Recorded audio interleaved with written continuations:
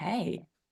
Well, hello and welcome, everyone. My name is Danielle Stein-Fairhurst. I am a financial modelling specialist based here in Sydney, Australia. It is 7 p.m. Here, so I've just had, Wednesday, and we have joining us, our special guest speaker is Angela Collins, who's joining us from the UK. It's what, like 10 a.m. for you, is that right? 10 a.m. here. Okay. And Angela's going to be talking to us about some principles for best practice in financial modelling. In fact, it's 20 principles for good spreadsheet practice. And she is going to be introduced by Ian Pay, who is part of the ICAEW, and the ICAEW launched these new 20 principles for good spreadsheet practice, or they relaunched it recently, and Angela was part of that process, so they'll tell us a little bit about that. If you're joining us live, do feel free to jump in with any questions in the chat or in the Q&A. We'll be monitoring that as we go through. So Ian and I will be kind of monitoring that. So do feel free to jump in. My goodness, we've got people all over from Italy, Switzerland, Melbourne, Chicago, and South Africa, all over the place. So welcome, everybody. It's wonderful. It's been a little while since we ran one of these, so it's really, really good to be back. So yeah, we're going to go for an hour. And I'll hand over to Ian, who's going to tell us a little more about it. Absolutely. Thank you very much, Danielle. And lovely to see that. I mean, people dialing in from the US. It must be like 4 in the morning there, or 5 in the morning there. So, we're loving the dedication. Fantastic stuff. These things, it's always 4 in the morning for somebody, and it's just so hard to get the time that suits everybody. So we try to alternate the timing of these. Right, I am going to just share my screen. So we just get some slides going. Hopefully that has appeared now. Yes, that's good. I'm going to spend about probably 10 minutes or so just doing a little bit of scene setting before I hand over to Angela, who's going to talk through in a little bit more detail some of the principles and some of the sort of the practical application of some of those principles and how she uses them in her work on a sort of a day-to-day basis. What I'm going to cover is, very quick background about myself and about ICAEW for those who don't know who we are. A little bit about what the 20 principles are, why we need them, and a little bit about some of the updates that we made for those who might have been familiar with previous versions, what the changes are that we've made and why we made them. So briefly about myself. So my role is Head of Data Analytics and Tech at ICAEW. I've been here for about 2.5 years now. Previously, I was at PwC in the UK for over 10 years, specializing in audit analytics, and also was grandly titled data acquisition. So basically how you get data from clients, which was a bigger challenge than one might expect. At the Institute, my main focus is essentially how we support members on all things technology related. I used to be a teacher, so I'm very passionate about skills and training. I'm very happy for people to connect with me on LinkedIn. My name's quite easy to find, as it happens. There's only 6 letters, so if you can type 6 letters into the search bar on LinkedIn, you should be able to find me. And then very briefly, a little bit about the Institute. So ICAEW, the Institute of Chartered Accountants in England and Wales. We are one of the oldest chartered accounting bodies in the world.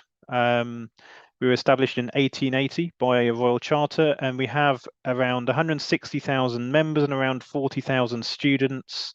A lot of those are in the UK, but around a quarter are overseas, scattered all over the world. So our big piece is our ACA qualification. That is, that's our sort of main chartered accounting qualification that we offer, and it is recognised globally. You find organisations around the world will employ accountants with that ACA qualification, and we also act as a regulator in the UK for around 12,000 accounting and audit firms. We have a number of strategic themes, and mastering technology and data is a really key one as we head towards our 150th anniversary. And it's worth just saying also that we have an Excel community, which you can find at ICAEW.com/Excel. It's free for our members. It's also available for anyone else to join if they want to for a relatively modest subscription. We've got, I think, now over 35,000 members in there. It keeps going up. We do webinars every month. We do newsletters every month. We have loads of on-demand recordings, lots and lots and lots of articles, and we're starting to go and explore doing more in-person activities as well for those of you who are based in the UK. So what are the 20 principles? And starting really with the key question of why do we need principles? So I don't think I think I'm preaching to the converted here to say that spreadsheets are very widely used. A lot of accountants, a lot of finance professionals, modelers will be using spreadsheets day in, day out, but we know that they're not always used effectively. So one of the biggest challenges when it comes to using spreadsheets is that a significant majority of users are self-taught, which means that they develop their own habits, their own techniques, their own ways of doing things. Some of them might be more quirky than others, and that means that there's not that consistency of approach necessarily in terms of how people use, build, interact with spreadsheets. There's a lot of stats that float around in terms of spreadsheets containing errors, mistakes. Some people say it's as high as 90%. I don't know whether I necessarily believe that, but I think it's fair to say that a lot of spreadsheets will have something wrong with them somewhere. And unfortunately, it is those mistakes that give spreadsheets a really bad reputation. Now, I get a proper bee in my bonnet about this sort of stuff, but anytime I see a newspaper article or a news story that says, Excel error caused, this kind of loss of income, or it caused, we had a problem with it during the COVID pandemic in the UK where an Excel error caused 16,000 test results to be lost. It's not an Excel error. It's a user error. It's the error of the person who built the spreadsheet. So I get really hung up on this, but unfortunately, it means that we get this really bad reputation for spreadsheets, that they are in some way flawed or imperfect or not suitable for the job. That's not the case. In many, many situations, they are exactly the tool to use. So we developed the 20 principles for good spreadsheet practice back in 2014. And so this edition that we've published this year is our 4th edition. And the key thing here is these are principles and not standards. So we want to ensure that there is some applicability, so it can apply to as many scenarios for using spreadsheets as possible without dictating very precise, very specific rules. And the other thing that we try to do is that we're trying to cover all aspects of the life cycle of a spreadsheet. And that is, from the very kind of idea and conception, and that includes the decision to use a spreadsheet, and that whole design process, the process of building it, reviewing it, and then how you then interact with that spreadsheet and use it on an ongoing basis. Obviously, there is a lot to cover when it comes to how to use a spreadsheet. We can't cover every single scenario, but we've gone for around 20. Now, you look out there, there's a lot of, you Google and you see 5 Excel tips or 7 steps to perfect spreadsheets. When you've got so few, they're going to miss a lot of really important ideas or try and conflate multiple ideas into a single tip to hit that kind of sweet target number. I've also seen a lot of guides out there that have a lot more than 20. I've seen one which has 36, which is very comprehensive, but slightly harder to fit into that sort of 1-page kind of view, which is something that we were really trying to go for. And really, for me, if principles are going to be effective, it's important that they're easy to adopt in sort of totality, and it sort of you get to bigger numbers, it actually becomes harder to actually remember what those principles are. And then obviously when you come to standards, these can be quite strict and they can be quite tightly bound. Now, FAST is an interesting example here. FAST has some great overarching principles, so flexible, appropriate, structured, transparent. That's perfect, but the standards itself, the FAST standard is loads and loads and loads of rules, and I'm sure many of people on this call are sort of familiar with certainly some of them at least. But I'd be surprised if there were people on the call who know every single one of the FAST principles, because there is a lot of them. And there is some overlap. There are some similarities to our principles, but actually some of those principles, some of the FAST principles are very, very restrictive and very prescriptive in terms of how you are supposed to do things. And that's not going to work for everyone. So it would be impossible to apply them in all spreadsheets. So that's what we're trying to do, is something that has that wide applicability, works for as many use cases as possible. And why do we think our principles matter? Well, spreadsheets remain important. And okay, you know, the software landscape is evolving. AI is obviously a big thing now that people are talking about every single day. But spreadsheets are still important. They are still the bread and butter of how we do a lot of things, both financially and non-financially around the world. And the exchange of information and the presentation of information. Spreadsheets are absolutely central to a lot of that. Getting spreadsheets right avoids business and reputational risk. So it's those poorly designed spreadsheets that I mentioned that can lead to really significant business risks. And if you follow the principles, we believe that that will actually help you reduce that risk. And we think that using spreadsheets in a consistent and robust way is really, really important for the, you know, for the way that we operate as a you know, a collective sort of society. Because if we all adopt a consistent set of principles, it's going to improve spreadsheet competency. It's going to improve the overall quality of spreadsheets, because we have something that we can use to kind of compare and contrast against. And you know, we can't guarantee that all spreadsheets will be perfect, but you know, we think that having a set of principles that we all follow will broadly help. And if you use them consistently, it's going to save a bit of time, because you don't have to spend time learning how someone else has designed their spreadsheet, because it's all following the same broad principles. And then very briefly, why did we update the principles? Why have we gone for the 4th edition? So our 3rd edition was actually published back in 2018. Now, a lot has changed in that time. Firstly, we've got a lot of new functionality in spreadsheet tools, and while our principles try and remain as agnostic as possible towards that functionality, you have to acknowledge it in terms of some of the more advanced features. And you know, we're even seeing sort of Python being rolled out in Excel now, as you know, making it into the sort of the current channel in the coming weeks potentially.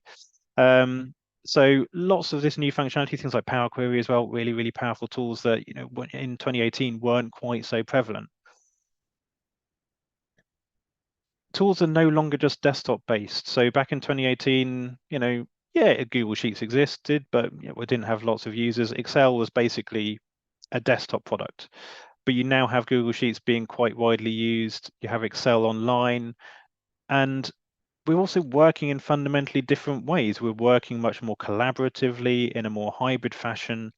So the way that we interact with spreadsheets is changing, and you find, you know, we want to be able to work simultaneously in the same document, which is something that, you know, a few years ago wasn't necessarily the case, and we're perhaps not even in the same place when we're doing that.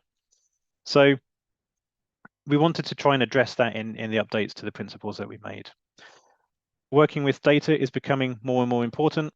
So the proliferation of data is just sort of growing and growing and growing. And we all need to be, if good at how we do that, and have, you know, follow some good core principles. And that's what we've tried to build into our new version, is really looking at, you know, how do you protect the integrity of source data, and how do you manage the flow of that information through from bringing it into the spreadsheet, you know, whatever transformations or manipulations need to happen to that data, and then the output and where that's going and what the downstream sort of implications are. So really having that sort of mindset is becoming so important. It always has been, but it's even more important with the volume of data that we are typically dealing with now. And from our perspective, you know, very simply, we've got a new audience. We've changed the way that we've done things with our Excel community recently. We opened it up, we made it more accessible to more people, and that's grown the size of the community by an enormous, you know, pretty much 1,500% growth in the size of the community over the last 2 years. So with that new audience, you know, and obviously calls like this, we'd want to try and reach out more, talk to more people, and just really spread the spread the good word about these principles. You will have seen a QR code on every slide so far, and if you scan that QR code, that will take you straight to our 20 principles page. Very quickly, how did we update them? We got input from a number of Excel experts. We have a really great advisory group for our Excel community, but we also lent on some Microsoft MVPs as well to get their perspectives. We basically went through word by word, reviewing the existing principles. We looked at where we had duplication and gaps, and we really tried to address clarity of language and making sure that the principles were as concise and clear as possible. So this gave us a few new categories. It gave us this increased focus on the way that we work with data. We've tried to make the wording more accessible and more flexible, and it's given that focus again, as I mentioned, because of the different ways that we're working, really talking about sort of use of cloud and use of collaboration in the approach to designing and reviewing spreadsheets.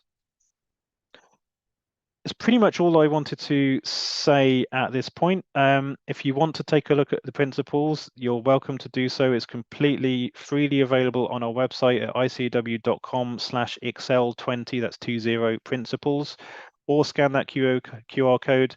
We'll also in the post webinar materials, we'll share that link and you'll be able to kind of access that. We've got the full principles on there, and we also have a one-pager download, which is a summary of all the principles on a single page, which we find, some people quite like to print out and, stick on their wall to keep as a reminder.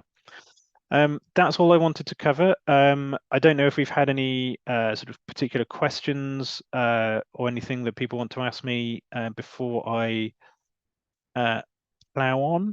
Not yet, but stay tuned. I'm sure there will be questions.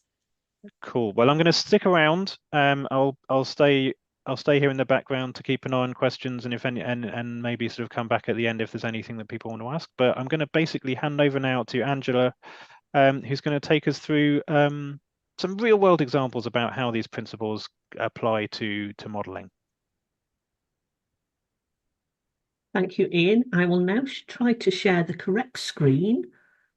I'm not always very good at that, so something ran, yeah. So first one is a success then. It is. Good. Just to explain my background, it'll be in the slides. I won't read the whole thing out. I've been specialising in financial modelling for about 25 years, which makes me feel really old. And I can't help feeling I should probably get an award for 25 years. I started working in industry and moved into practice, which is where I've spent most of my time. I'm currently working in sort of a smaller team, but it's excellent because our focus, we get to really know how each other work, and it does make it much easier to pass work between us. Because one of the things we found is that when you pick up a model from somebody who does things differently, they're not necessarily wrong, but because somebody does it differently, you can invest quite a lot of time in trying to work out what's going on. What I've done for looking at the 20 principles is I'm not going to look at every single one in massive detail. I've grouped some of them together to look at common themes. And when I started, I sort of started trying to build up a matrix of the 20 to go, how do they fit together? And they all fit together. It's amazing how many cross-references there are. So I'm going to start by looking at the first three. Obviously, everyone can read it on the screen. I don't need to read the whole thing out to you. Consistency and what is right for you. I think this is one of the things Ian referred to. For teams that are doing lots of modelling and high volume modelling and large teams, I can see how something like FAST is really valuable. It sort of defines everything you do. But maybe for smaller teams and perhaps teams who don't specialise in spreadsheets, this gives you a safer basis. One of the issues in getting buy-in to standards is having to persuade perhaps more senior people who aren't doing the work of the value of what you're doing. So you can imagine, and I've come across this in different organisations, that if you work in perhaps a large, well, any large firm, a senior person might go, well, what's the point of spending time doing it like this? What's the point of spending time doing it like this? But when you look at the good principles, and nowhere does the ICAEW say these are best, it says these are good basic principles. Consistent methodology. If you've got a senior partner, they're going to want you to do work as quickly as possible. They will make more profit if you do things consistently and there's less time to pass jobs over. And if you're looking to persuade people about the appropriate knowledge, competence, experience, and awareness of functionality. So really, it's around training. I had a conversation with a tax partner about 20 years ago who didn't see the point of specialist spreadsheet training. You're all accountants, you can all use spreadsheets. So, picked myself up off the floor, decided that he was a really senior partner, so I had to be as polite as I can be on this. So the discussion I had with him was, would you let me do a tax return for one of your clients? I mean, nobody would let me do that because they're sensible. And he said, no. So I said, why not? I'm an accountant, but you haven't got the specialist training. And he sort of petered off. So think of it as an example of specialist training that everybody needs. Some of the horror stories, and Ian mentioned how we hate the fact that people say Excel made a mistake. No, Excel did not. Excel did exactly what you asked it to do. You just asked it to do the wrong thing. And this can be some really basic things, like somebody once sent out report, I'm going to say Westpac had to temporarily cease trading. Some reports had been sent out that had got current numbers in that we not yet announced to the public. And the analyst thought that by whiting out the text, the information would be invisible. This meant that insider trading was possible and shares were suspended temporarily for such a tiny thing. So basically, these underlie everything else you do. It also helps your branding. If you have consistent colours, and you use cell styles to do this, then everything that you send out has got your brand colours and it's reinforcing what you do. So that's really valuable. We use brand colours a lot on the spreadsheets we do. And because we use cell styles, if we, for example, have this blue as our standard header, but a client has a particular yellow, I just redefine the cell styles and it whooshes all the way through my entire model.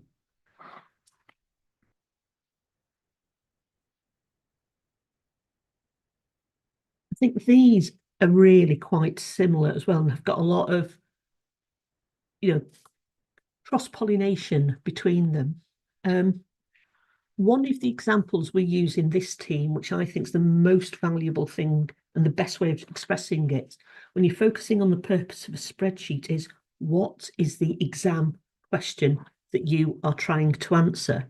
Because I think we've probably all been in exams, written a really good answer, which was full of very valuable information and was right, but it didn't answer the question. It's so easy to go, oh, I know about the topic of this and start, banging away. But the phrase one of my partners introduced me to is, what's the exam question? I think that is absolutely excellent for starting. I mean, Danielle, at any point, if there are questions that it's useful to look at now, could you sort of wave at me or just interrupt? I get a bit excited. Just a comment about number 4. Yeah. We just missed number 4. Yeah, because I've been looking at bringing them together, so they're not all necessarily in the right order. I think there might be one, possibly 2 that I've not specifically addressed. Right. Okay. Yeah, well, I'm trying to emphasise. Do all of them, didn't right. you? Sorry. Yeah. I'm trying to emphasise the commonality, and the combinations I've chosen could have been completely different combinations. I was stunned when I tried to do a matrix about how pretty much I need to put them all on one page because they all just referenced each other, which shows how valuable this is. So I think focusing on the purpose of the spreadsheet, keep the phrase, what is the exam question? And I would generally tend to start by designing the outputs first. For example, if you know you are producing an integrated 3-statement model, what lines do you want in that? If you define that at the beginning, it's easier to know what inputs you need and what calculations you're going to need to perform. Are fixed assets going to be just one-line tangible fixed assets? And for some companies, that would be okay. But for some of them, you might need that broken out into 5 or 6 categories because they behave in very different ways.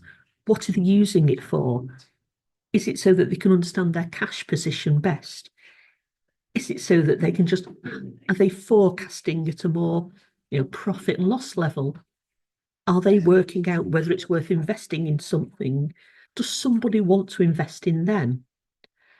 Know why you're doing what you're doing first.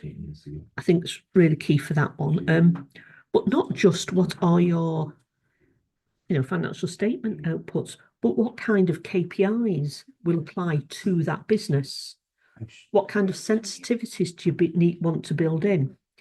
You might not build them in from day one, but if you've, as far as possible, identified them, you can set the model up so that you have the required inputs and calculations to be able to slot them in easily, rather than getting to the very end and somebody mentions something that is nowhere in the model.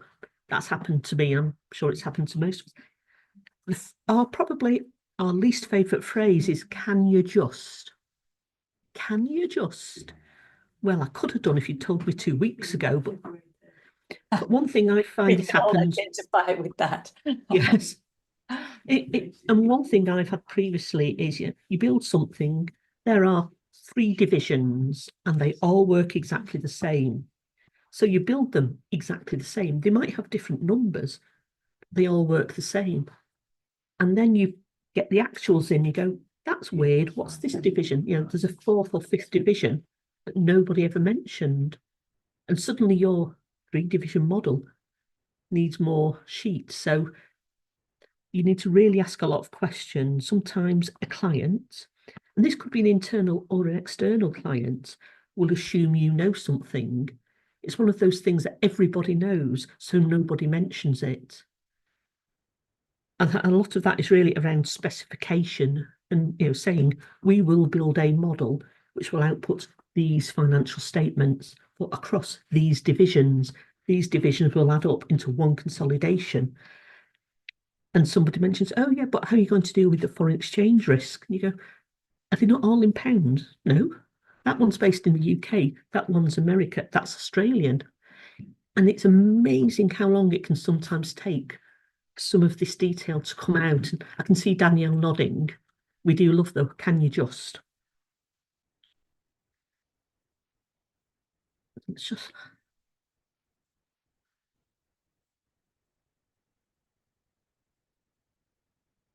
So designing with adaptability, this is probably one of the biggest challenges, because you do not know what's going to happen in the future. You can maybe make it easier to update, and I think that some of the dynamic functions can help with this. I'm probably not as well up on them as I should be, but it is something I'm looking at doing. So for example, if they say we sell 20 products and they might work in that, they'll have different numbers, but they'll work in the same way. So you have 20 input lines for products. Are you going to do any more? We might maybe give them space to add them. It won't necessarily be perfect, but if they can then slot it in, they'll make it fit what you've already got. Otherwise, they might suddenly come back and say, we now want 300, we want this. You will never, ever get all of the possibilities in a model. That would make a model humongous and unworkable. But if they say we have currently got this many products, perhaps allow for a couple more. We have currently got 30 staff and we want to model each staff member individually. Do you have plans for expansion? How many heads of staff do you need to allow for? Ask, and as far as possible, build it in.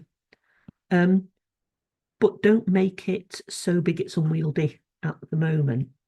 One of the big things around adaptability is dates. One of the very first jobs I did at a very large organisation was change the current date in a model. They thought it was going to happen, I don't know, end of March.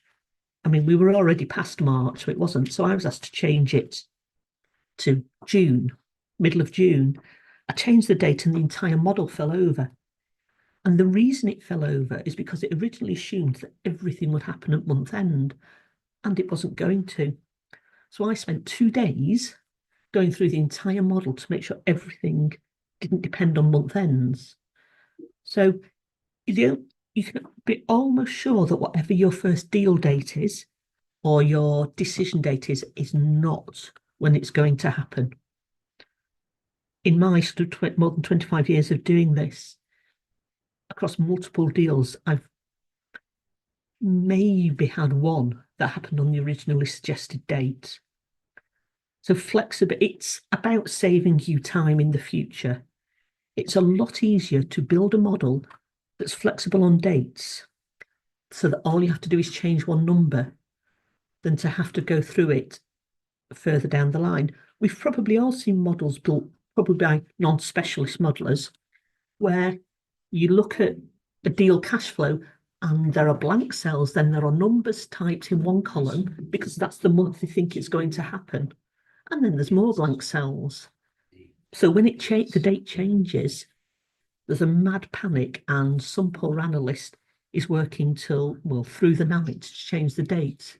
Whereas if any of us built it, you would type one date and it all automatically whooshes along. One of the reasons when we look at Principle 9 about the structure of the workbook with inputs, processes, and outputs, if your inputs are scattered through the model, then it's very likely that if assumptions change, you won't capture them all because you can't see them all. It's just not obvious where they are. Whereas if you know they're on 2 sheets or within these sections, you can go down the entire thing and pick them up.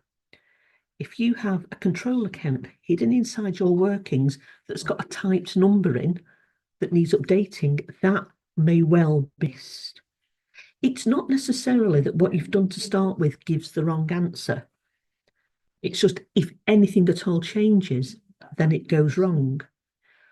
Also, if you're working for a client, again, internal or external, and they might say, what are your assumptions? What assumptions have you used? And you say, well, look at these 2 pages. Everything in yellow is an assumption, and they are the only assumptions that drive our model. It's a lot easier for external people to understand what's going on if it's really obvious what your assumptions are. And also, if you have to share your assumptions, you might just be able to share those sheets with them. You don't necessarily need to send them the whole model. For documentation, if your assumptions are separate, they are your documentation. You don't have to go in necessarily and write a lot of additional assumptions elsewhere. So I'm going through these fairly quickly so that we can have a proper chance to discussion and perhaps to see what other people think. So structure worksheets to avoid inconsistent logic and layout. This is probably one of the harder ones to explain, but my assumption would be start at the left and work right and start at the top and work down. You don't want to have, I think this principle is probably phrased slightly. I'm sure Ian will tell me if I'm wrong.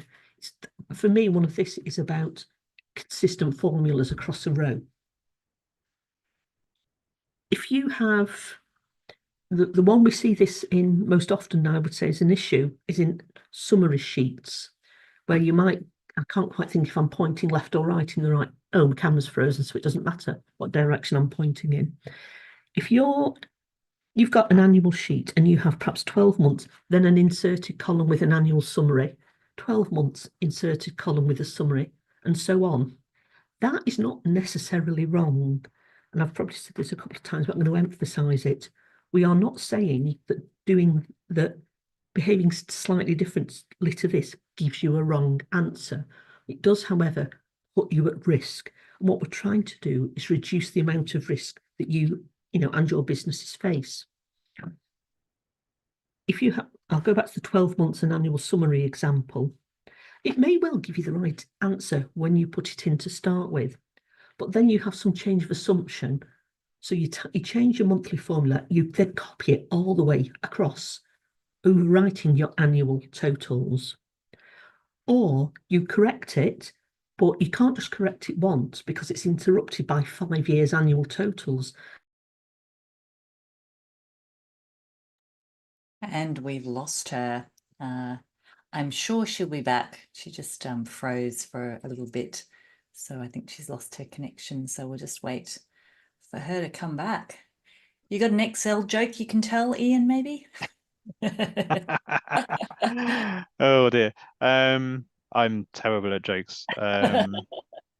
Although I know someone that we work with a lot, David Bename, he's apparently doing an Excel stand-up routine at the Aberdeen Fringe Festival Oh, is in a that few David weeks. Benime? Yeah, I yeah. saw that. It looks amazing. He's much better with the Excel puns and Yeah. Yes, yeah. yes, that sounds like it's going to be so funny. I was actually at the Global Excel Summit in London in February, and they had an Excel comedian as Oh, well. nice. Yeah, yeah. Yes. Incidentally, sort of very hot off the press, ICAEW we are partnering with Global Excel Summit for this year, so Ooh, we'll be at are the you going to event, be there? and yep, we'll Yeah, be there, yeah. So which we're you, really looking forward to. yeah, yeah. Are you speaking at the event, or what are you Possibly still you've got figuring. a I think the program is still being figured out, but we'll have a little Mhm. area. And we do. I might be able to share a link, but I think we do have a little bit of an exclusive discount for ICAEW members or ICAEW Excel community members as well. Mhm. Mhm. But yeah, I'm looking forward to that. And actually, speaking of David, the other thing he's pinged me early this morning to say, and this will be hot off the press for the audience, is that group by and pivot by functions are now being released. I just told him that. Oh, so he got it from you. Because we were actually on a call with Full Stack Modeler just like an hour just before this session. Like I had to jump out to come into this, and he was doing a tech update for the community, and you were saying he does a lot of different updates for that, and I'm on the current channel, and I just checked it, and it was yay, it was group by, hot off the press, and pivot by is available as Yeah, well. and those are big. Those are kind of some big game-changing functions. I don't have. I'm on current channel, but they haven't quite made their way to me yet, Is it not? unfortunately. But hopefully, I think it's very catchy how they've rolled some of Yeah, this it's stuff out. because we're in the future, because Australia's in. Ah, yes. That's it. Maybe I'll get Give it it a later couple of today. hours. Couple of hours. Keep hitting Um, refresh, and I'm sure you'll get it. yeah, yeah, and likewise with Python. Looking forward to seeing that pop up in my toolbar very soon. Yes. I think Angela is back with us. I am Yes, back. it Sorry, is. everything froze, so I don't know at what point it Yeah, we froze. still don't really have your camera, But that's unfortunately, okay. If you want to try but we sharing, can Yeah. hear you we okay. can hear you. Yeah. Right, let's try that again, if it'll let me share. Okay, I don't appear to have the option to share. Oh, you might have to finish this off for us, Ian. Let me see. You should be able to share. Okay, let's just mess about with this. Have you got her slide deck, Ian? Ian doesn't have my slide deck. Okay, well, I think we were on principle, the adaptability. I don't know at what time I dropped off. Right. I think we'd got as far as principle 11, the avoiding inconsistent logic and layout. Yes, I think Right. you're Yeah. around that point. So if the share option reappears on my screen, I will share the slide. I can't switch my camera off, so all you're going to see is that frozen picture. I am moving. So for the next one I want to talk about is Now, principle 10, which is seeking to control, clean and optimize data quality and structure prior to using them. I think there are quite a lot of exciting things happening in this area at the moment, with the increasing adoptability of how some of the BI functions, but also some of the new dynamic type functions that are coming in. I think one key thing with the data, it might be that you need to do things outside of the model to make the data usable. But what is absolutely key, you must be able to audit where the data came from. If you have a really messy data set, and some data sets are very messy, it's no point producing a nice one if somebody then comes in and says, where did you get that from? From your data set, but I don't recognise any of the numbers. You must be able to audit it. Right, so 12 to 15, which are sort of fairly short ones, keep formula consistent across rows, use the simplest features, functions or formulas for the task, avoid using fixed values within formulas, refer to existing calculated results instead of reperforming the calculations. So I'll give a couple of examples on this one, which I have come across in real life. Avoiding using fixed values. Those of us in the UK and some others may remember, and I can't remember exactly how many years ago, that was 17.5%. So for anyone not in the UK, that sales tax, think of it as sales tax basically. It was 17.5%. It had been 17.5% for as long as any of us could remember. And then one budget, it changed. It went down to 15% for 18 months, and then it went up to 20%. There were financial modelers cursing all over the world. Now, because I hold that as a separate input, it was really easy. I just changed the number. I had to do a little bit of fixing around the fact that it was going to change after 18 months, but it wasn't a biggie. But for probably 5 years after that rate changed, I was auditing a spreadsheet that had got 0.175 hard-coded inside multiple formulas. Now, again, it's not that when they built it, the 17.5% was wrong. It was right. It gave the right answer. However, because they'd hard-coded it, when they came to change it, very hard to identify all the places in the spreadsheet that have got that assumption built in. So keep up everything like that, separate. Now, for some of us, using the simplest feature is a lot easier than others. Think of it as being a lazy modeler. The simpler it is, the easier it is. And also, this is really key. It's easier for other people to understand it. If you're building a model for, I'm going to say, an unsophisticated audience, they don't know Excel like we do. If they see a lambda in there, their eyes are going to start twirling back in their head. I was very proud when I built my first lambda. It was the simplest one in the world. So Ian's just sharing the principles here, and Angela was talking about point number 15. So that's where you should refer to so rather than reperforming the calculation inside the formula, you should have, for example, VAT or whatever in a separate cell, and that you would never have hard-coded values, which I think is a really important point. Yeah, and I think I'm just sort of looking, I'm sort of digging out some slides that I have from previous presentations. Maybe we can just run I through think the last couple. Oh, here she is.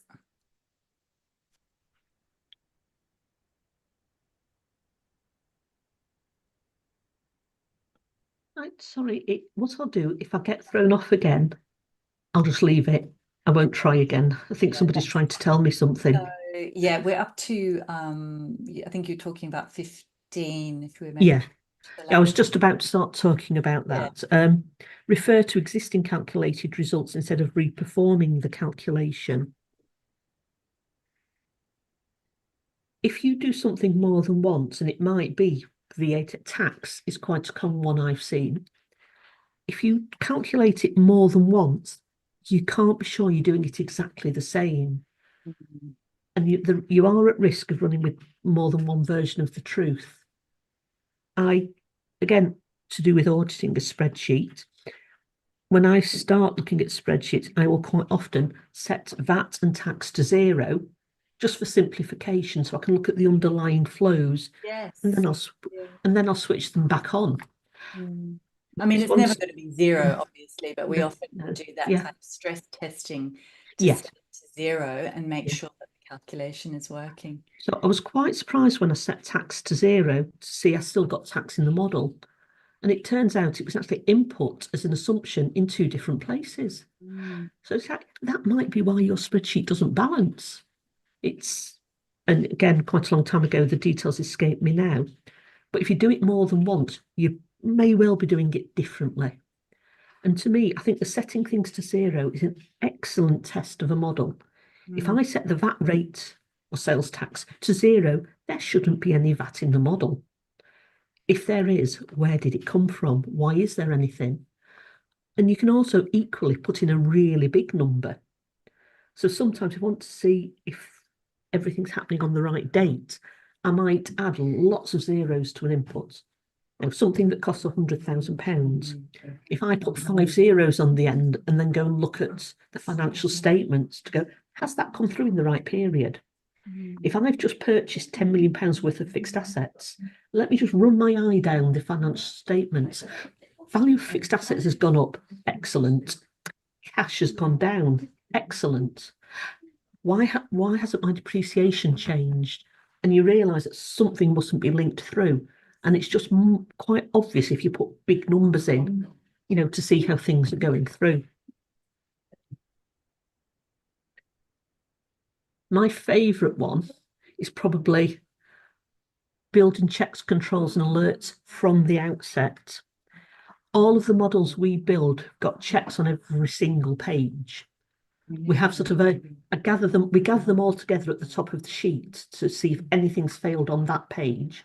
But we also have a contents page that checks every single individual sheet, and then a global model check. Because, it's quite easy to break something when you're on another sheet and you don't know. But because of the way we've set it up, if you do that, you'll immediately get a big red model fail check at the bottom of every sheet throughout the model. And it's very tempting to just check, does your balance sheet balance? Yeah, and that is a very important one, I will admit. But we have checks like, if you are allocating a cost on a percentage basis, are you allocating 100% of that cost? So it might be someone says, we're going to spend £1 million on this. Can you spread it 50% to that department, 25 to that, 25 to that? But you type something wrong and you're only allocating, 90% of your cost, or you're allocating 110% of your cost. So checks aren't just about, does your balance sheet balance? It can be everything. I can't tell you what they should all be, but have you allocated everything? And there's a difference between an error, i.e. your balance sheet doesn't balance, and perhaps an alert. So your balance sheet balances, but you've breached one of your banking covenants. So that might mean that the project doesn't work, but your spreadsheet works. There are multiple types of checks you can do, and they are going to vary on every single project. And one I do, because I'm not very good at remembering to manually check it, do your annual figures add up to the total of all your monthly figures? And does this happen across sheets? So if you have a monthly statement and you have an annual statement, have they got the same numbers in total? If you have a summary sheet, has that got the right annual totals? That's something that can really easily go wrong, especially when you, in your monthly statements, add an extra line and then you forget to add it everywhere else. So having these checks built in doesn't guarantee it's right, but it speeds up spotting that it's wrong. I think the next ones I grouped together were sort of 18 to 20. We've covered basically some of the things around testing, putting in silly numbers to see if it goes through in the right place, checking that things add across sheets. You can sort of see how I've struggled to just group them together because they all group together pretty much completely. So a model really doesn't work in the way a Word document is, where you can just change a sentence and it doesn't impact the rest of the document. It all flows through. Now, theoretically, things like SharePoint and automatic backups and ability to work together on the spreadsheet should stop some of these issues, but they don't completely. SharePoint might crash whilst you're doing something, and then the error that you now can't undo your last error.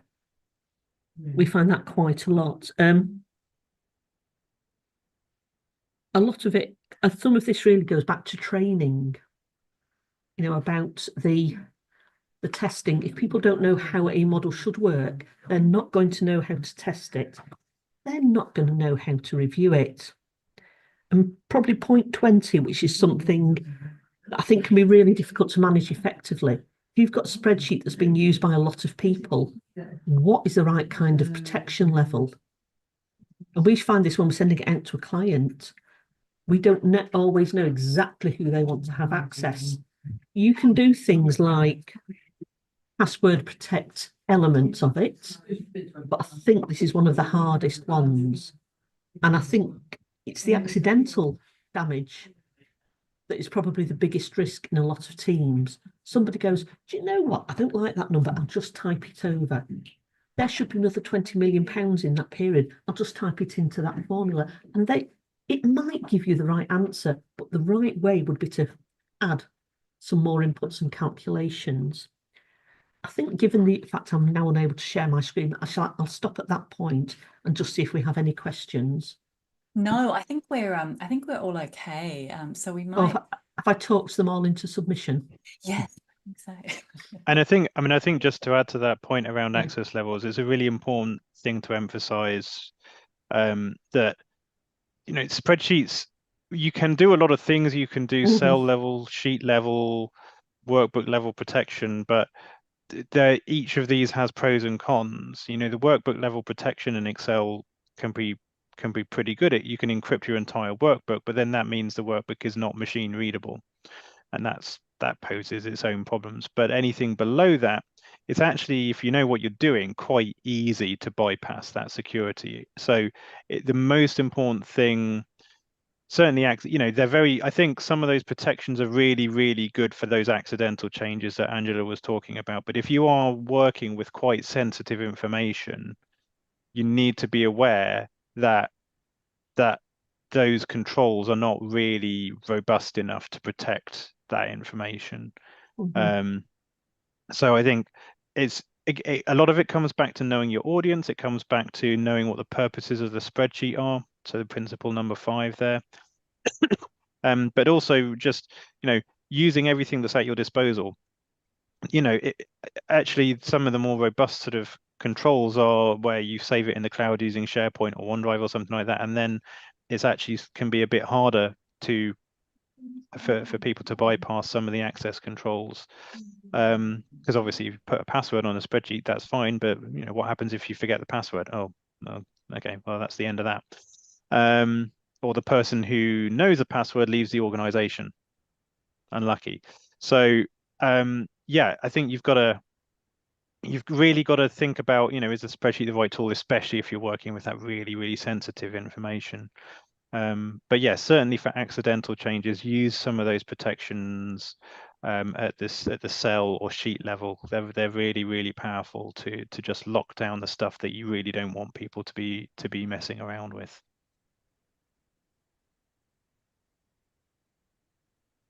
Okay, well, I think we are just about done there. So thank you so much to Ian and Angela for being our presenters for today. We actually have another session coming up next Wednesday, so almost exactly a week from now, with Marco Russo on budgeting and in DAX. So that'll be very interesting. I'm looking forward to that as well. So thank you everyone for your attention, and thank you for your patience with our technical issues. And yeah, thank you everyone, and I'll see you again soon. Thanks all.